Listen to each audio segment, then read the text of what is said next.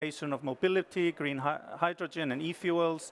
Nature-based solutions are a big part of what we are doing, afforestation, revegetation, wetland restoration, and so on. And also carbon capture and storage through a method where CO2 is mineralized deep underground instead of being just stored.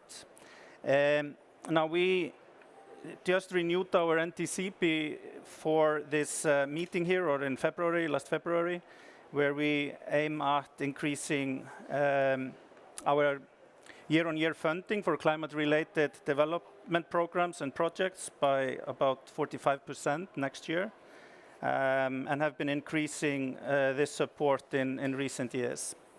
Now,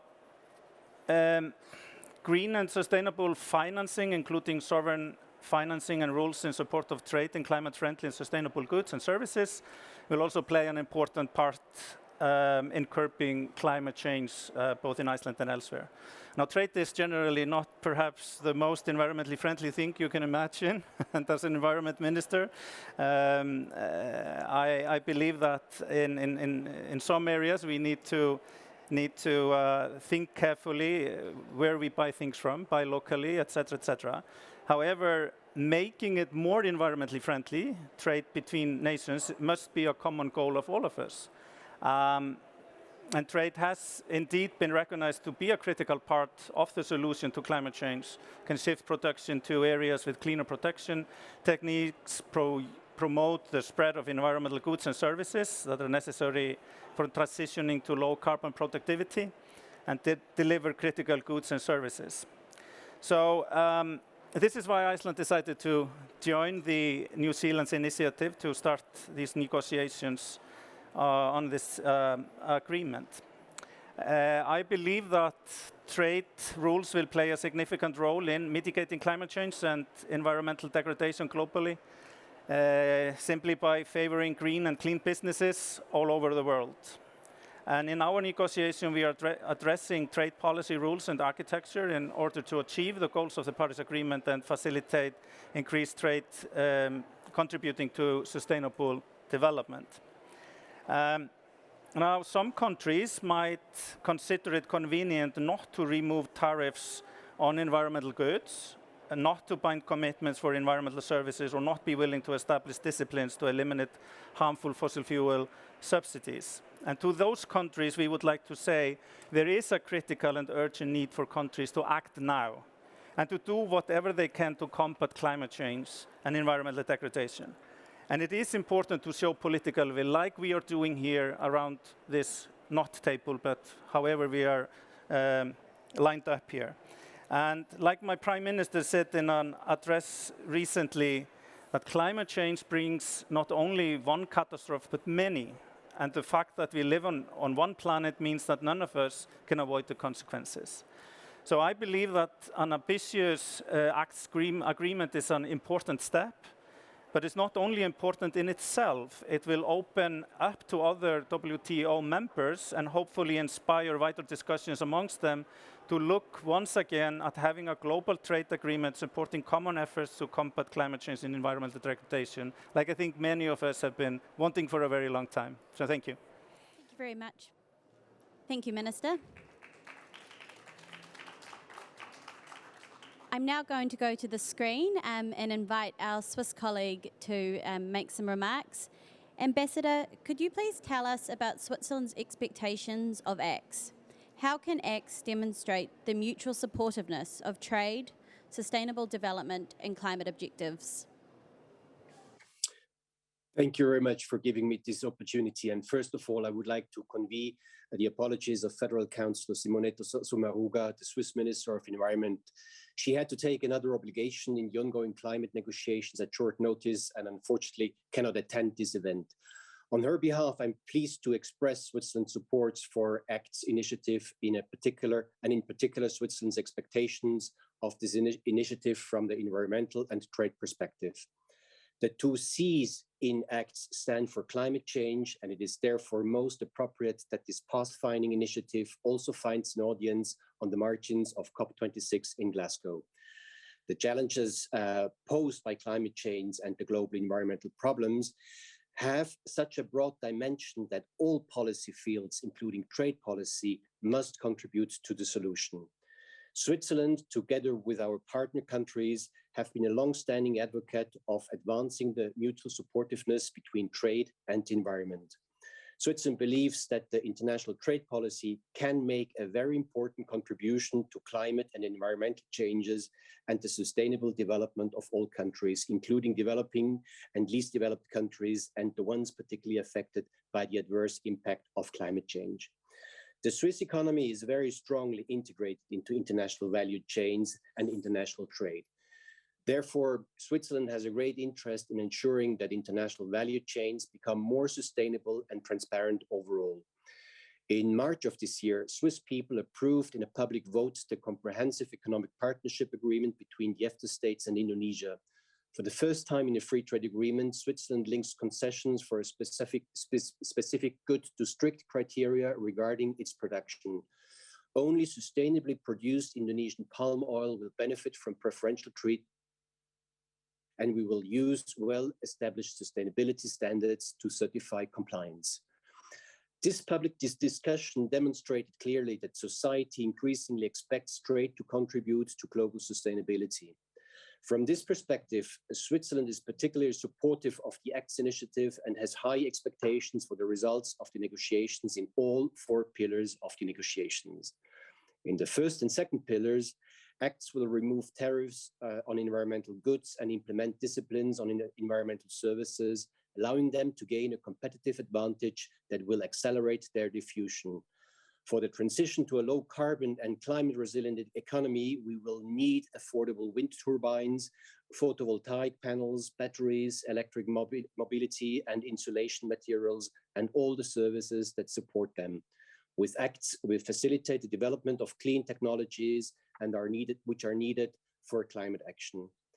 And in the third pillar, ACTS will eliminate harmful fossil fuel subsidies that are running against our climate mitigation and adaptation efforts. These subsidies are like holes in the bucket that we intend to fill when addressing climate warming. With ACTS, we strengthen the economic efficiency of climate action, given that such subsidies are financially very expensive. And at the same time, we do not forget in ACTS that some of these subsidies have social justifications that must be carefully taken account of. And finally, in the fourth path, ACTS will develop guidelines for eco-labeling, as we are so very well conscious that the consumers' choices are key in the fight against climate change. With ACTS, we aim at guiding the consumers towards climate-friendly goods and services with labels that are trustworthy, transparent, and can be internationally recognized. With ACTS, we provide more transparency for climate action. Ministers, ladies and gentlemen, Switzerland is fully engaged in the climate change multilateral negotiations at COP26 and committed to reach its mitigation objectives for 2030 and 2050. On behalf of Federal Councillor Sommaruga, let me express once again the full support of Switzerland to this agreement. We invite fellow countries to join this pathfinding initiative as well. Thank you very much for your attention.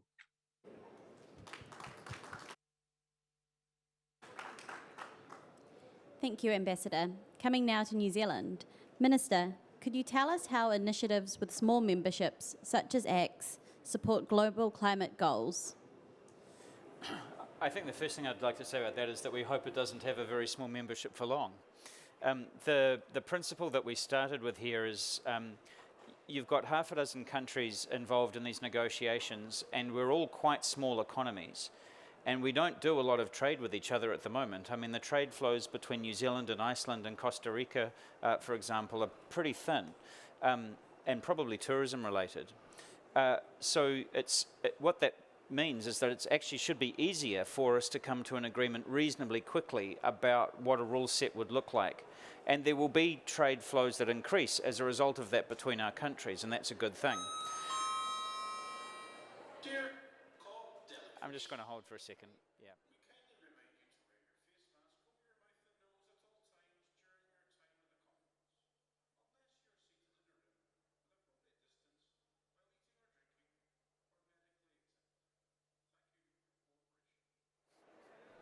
You're welcome.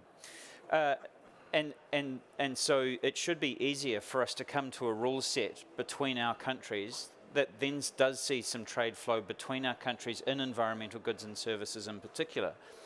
But the idea then is, having settled on a rule set, we can then invite other economies and countries in that want to participate as well. But because the rule set's already been agreed, you then minimize the amount of negotiation every time a new member joins in. And I have to say, we've already had a lot of interest from other countries around the world, including some very big countries. But we're just saying, well, let's just wait until we've got it sorted out between the six of us, and then we'll open it up. I have a really firm belief that historically our trade agreements and our environmental agreements have pulled in different directions. And the trade agreements have generally won. And so we've actually seen a kind of a lowering of our environmental standards and a degradation of our environment associated with trade flows, as the Attorney General pointed out in his opening remarks. But that when it comes to climate change, it's actually the perfect trade issue, because, for example, New Zealand isn't very good at making electric vehicles, but we need to replace 4.2 million internal combustion engine vehicles on our roads with low emission or electric vehicles in a very short period of time. So we've got to buy them from somebody else.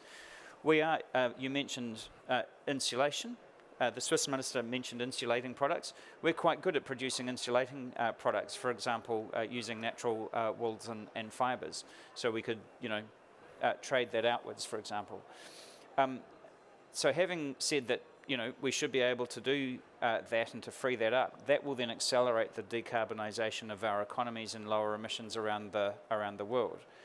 But also, as you start to accrue trade advantage with countries that are really trying to lead on climate change, that then has an influence on countries that may be, shall we say, dragging the chain a bit, because they can see that there is a club of countries who are actually doing well by doing good when it comes to climate change. And I think that should then create a virtuous circle which encourages those countries that are a little slower on the uptake when it comes to our climate agreements to get on board.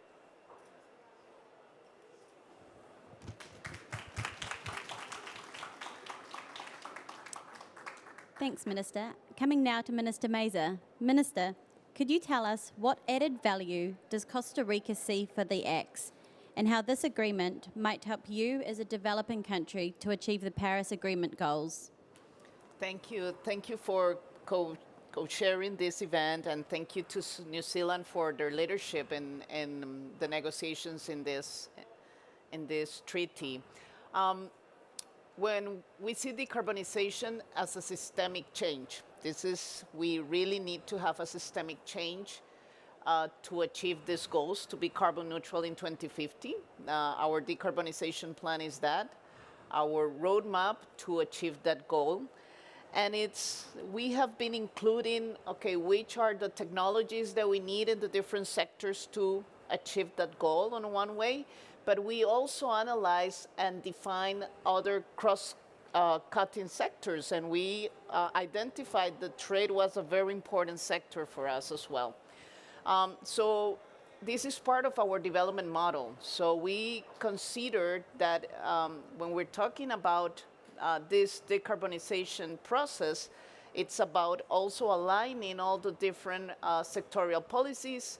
Is aligning also what's the kind of direct foreign investment we want to attract.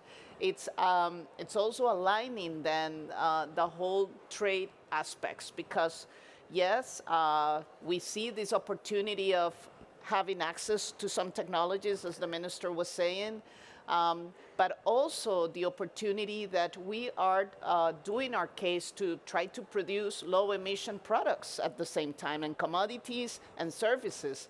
So we think that there's also the opportunity of promoting those goods and services outside, and as a small country and developing country, we are also very interconnected, and we think that it is also a big opportunity.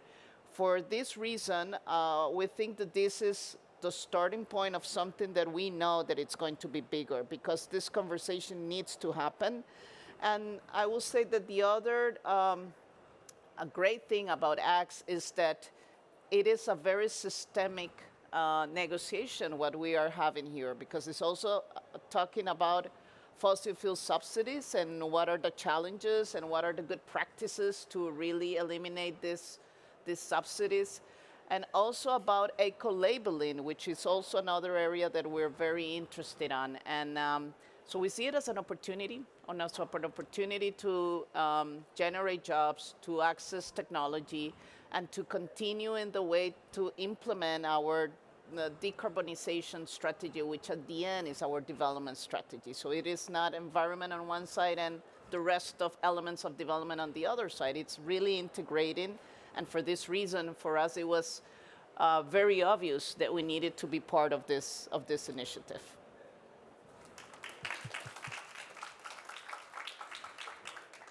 Thank you, Minister. Coming now to the Attorney General.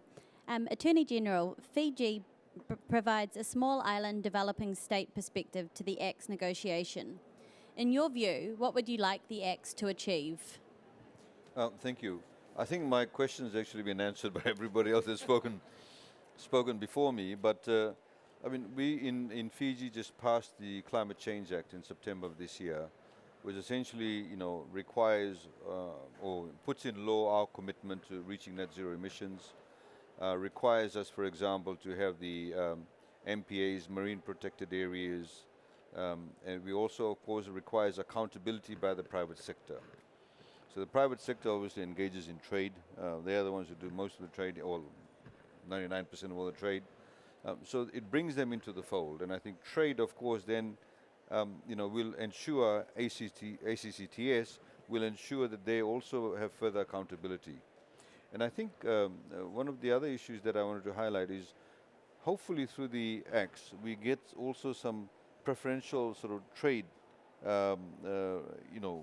policies being put in place for whether it's eco-labeling, whether it's getting products that have met the various standards, that they will get, be able to get into those markets. And for the Pacific Island countries where our ability or the range of products we have to offer for export market is very limited, or we are competing with many other countries.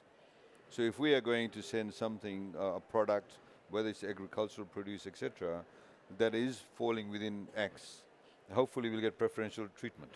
And that's the way it should be, because I think it's critically important for us to be able to escalate the level of awareness, not just in terms of giving nice speeches, but also on a daily trade basis. And you should be rewarded for that. And I think that's what small island developing states actually do want.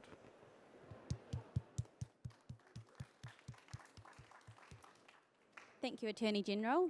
Panellists, we've got about 10 minutes left in this event, and I'd like to ask each of you another question. But could I be a little bit strict and just ask that you keep your remarks relatively short, so I know you've all got lots of other things to get to after this. This time we will start with Costa Rica. Would you be able to tell us why you think it's important for a developing country like Costa Rica to join the ACCTS and the relationship between Costa Rica's Decarbonization Plan and this trade agreement? Yes, as I was saying in the previous intervention, it's about really seeing the opportunities to generate more jobs and to engage in and bring in the private sector to the country. We really see it as this systemic change.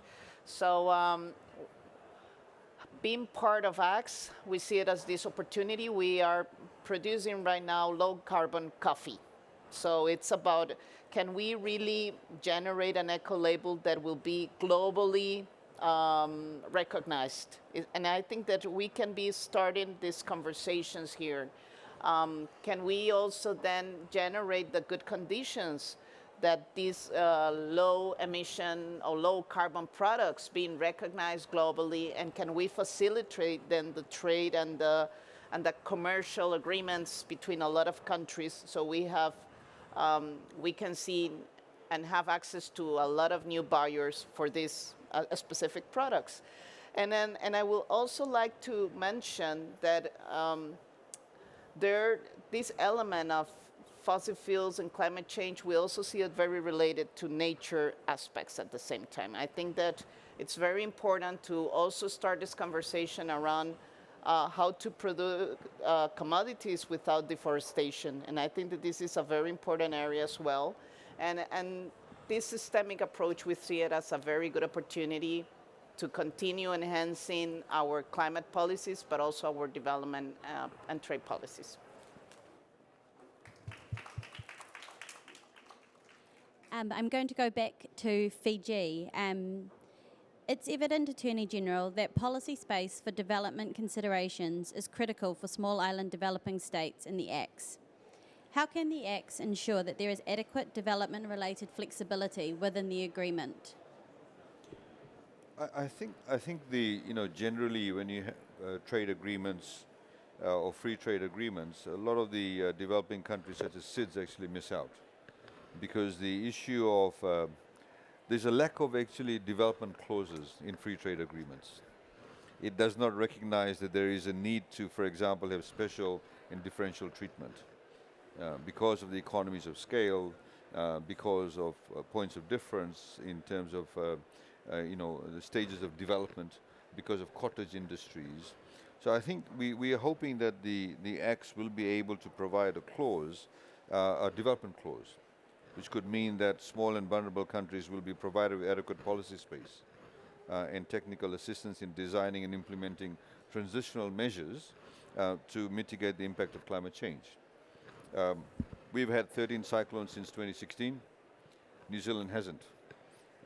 If we, for example, we have 1/3 of the value of our GDP gets wiped off within 36 hours, that needs to be taken into consideration. In the same way, for example, notwithstanding the fact that we are now deemed to be a middle-income country, the World Bank now gives us IDA funds because they recognize or factored in vulnerability.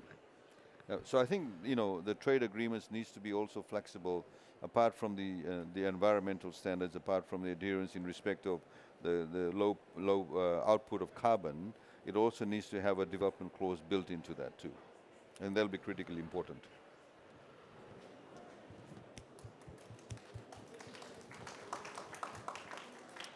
Thank you, Attorney General.